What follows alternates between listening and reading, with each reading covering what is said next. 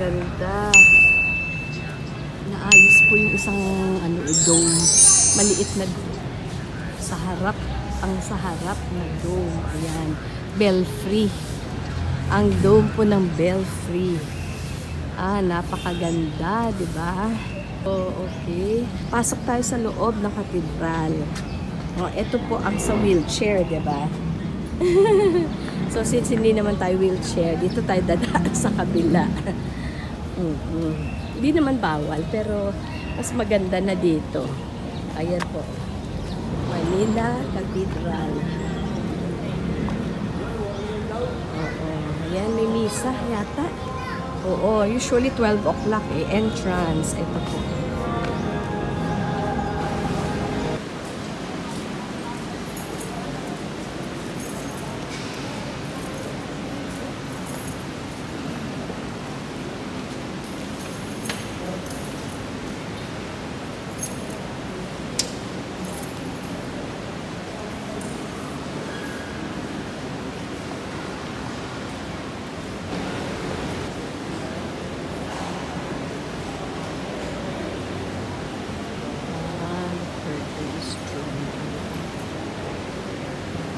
Sarado pa ito. Okay.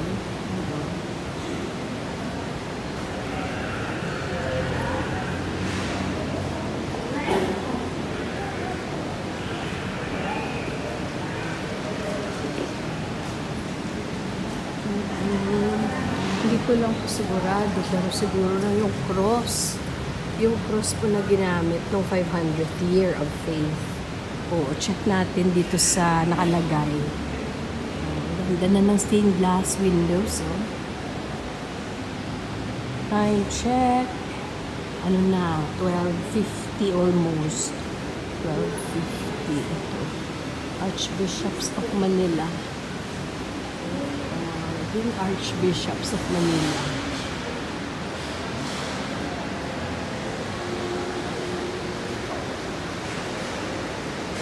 May mga renovations ngayon dito sa Manila Cathedral. Kaya po, ayun, sa labas nakita natin na yung isang dome, yung dome po doon sa Belfry, kung saan yung bell ay inaayos. Po. So, Immaculate Conception po ang dito actually.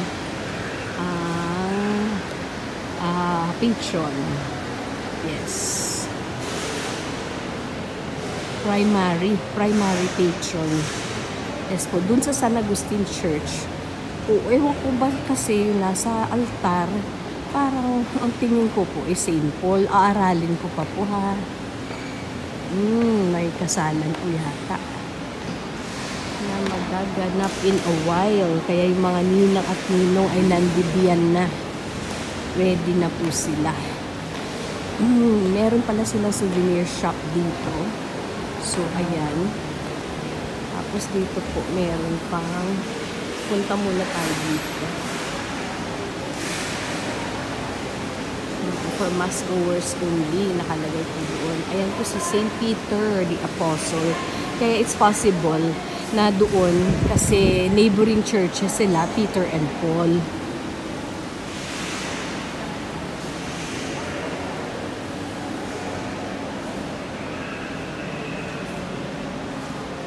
Ito from 1500s. Ayan po yung timeline, no?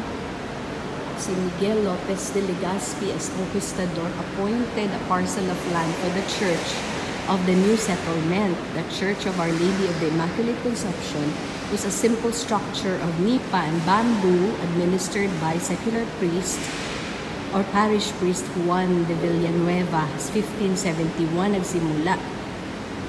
Ayan po.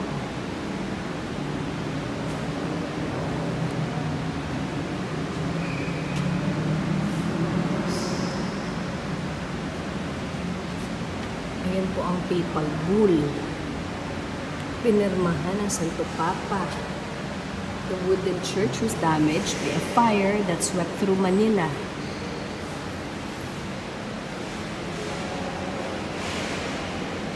Galing dyan, yun pa ang una.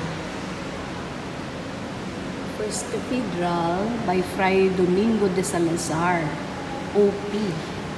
So, Dominican. Ito yung sunog.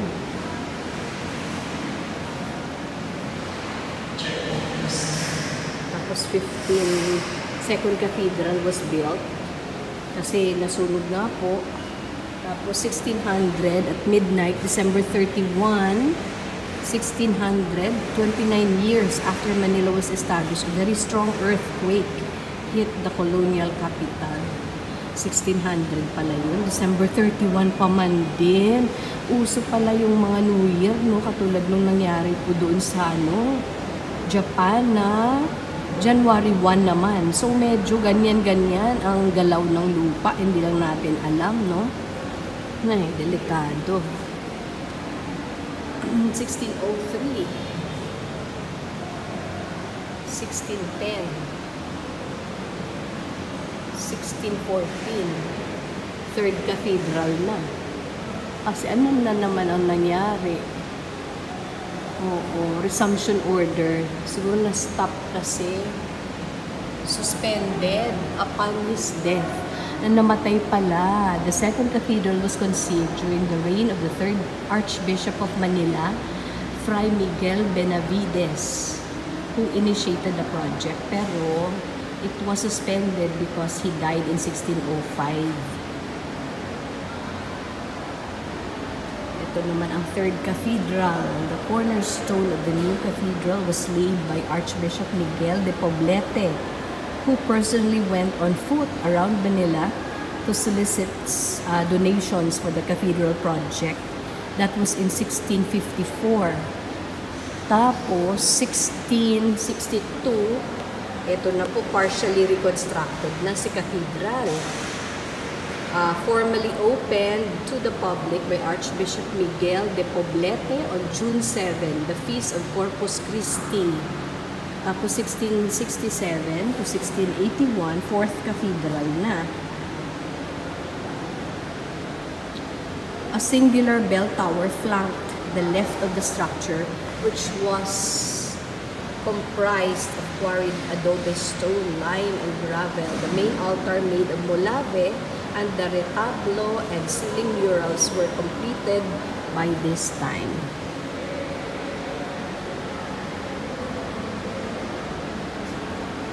Ang haba ng istorya ng ating Manila Cathedral. So, fifth cathedral.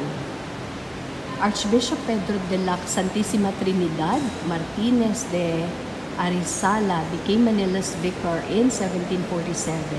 He saw the dilapidated state of the cathedral and decided to have it reconstructed by a fine architect to avoid any future defects in the edifice every time natural disasters struck the city. The cathedral is almost thoroughly built upon the plans of Juan de Uguccione, a Theatine priest architect. Wow, galing naman. Pari na arkitekto pa. Uguccione gave the cathedral a facade similar in temper to the second Gesu in Rome without the outer base. Ayan na siya. So, one-sided lang yung bell tower.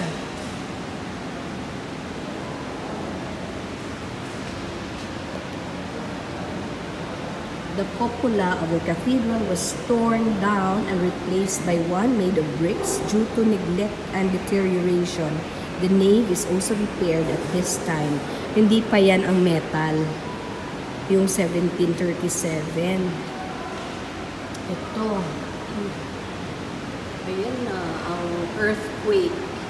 The cathedral collapsed during the earthquake of June 3, 1863. The Manila Cathedral became a massive heap of rubble, burying members of the cathedral chapter and choir boys who were chanting Vespers during the solemn rites for the celebration of Corpus Christi, as well as an undetermined number of the faithful who attended the rites.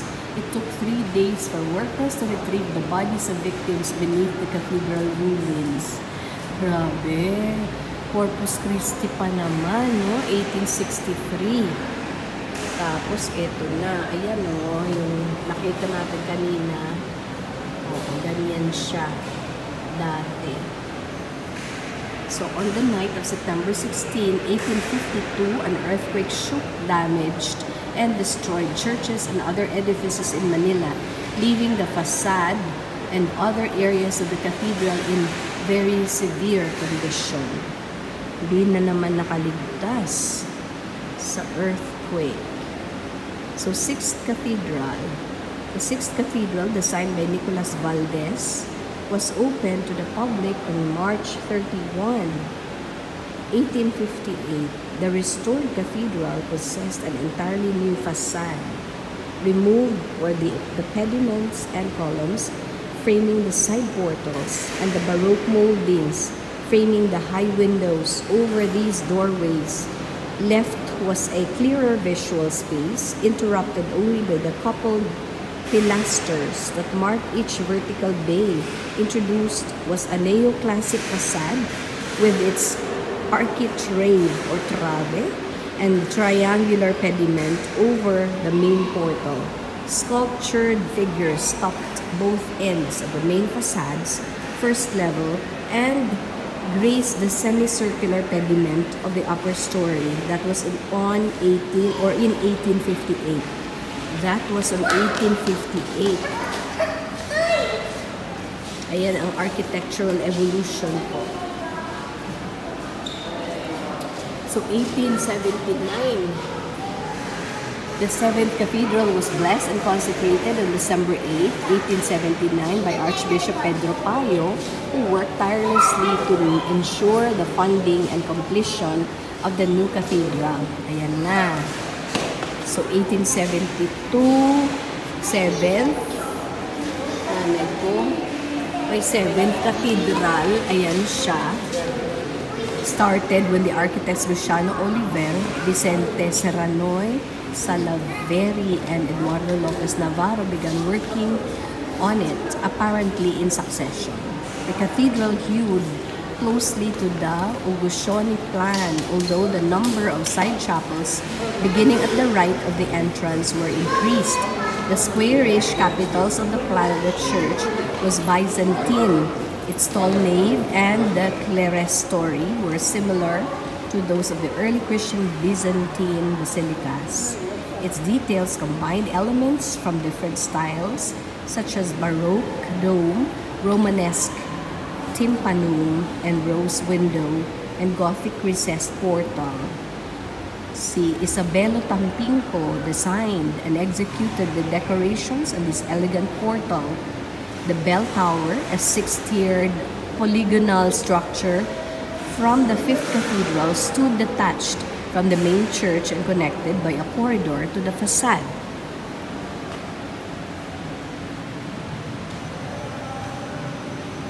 So, December 8 pala yung consecration. Kaya, Immaculate Conception siya talaga.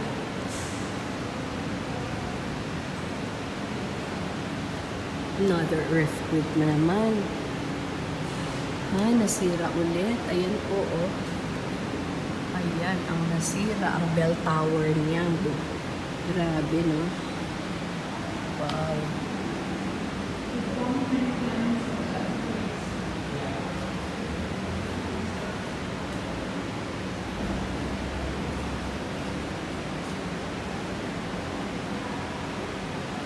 Prior daw to the destruction or cruel destruction during the Battle of Liberation in 1945.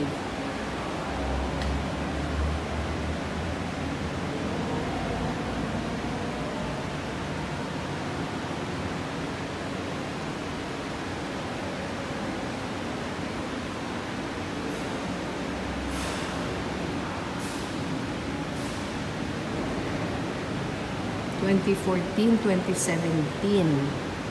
Ayan na pala talaga yung mga arches. Ganyan yung design niya. So, dati pa po iyon.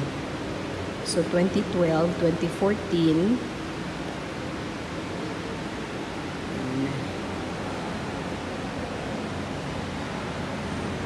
Neo-Romanesque Church. So, on February 2012, Cardinal Luis Antonio Tagle officially closed the Manila Cathedral to give way to the systematic conservation of the Neo-Romanesque Church. A preview study commissioned by the Manila Metropolitan Cathedral Basilica Foundation, or MMCBF, under the leadership of Tagaw's Cardinal Rosales, revealed that the Manila Cathedral's structural integrity had been compromised, as evidenced by the cracks on walls and key portions of the structural foundation. So, kung hindi ako nagkakamali, nung nagka-earthquake dun sa Bohol, so pinaayos nila yung Manila Cathedral din.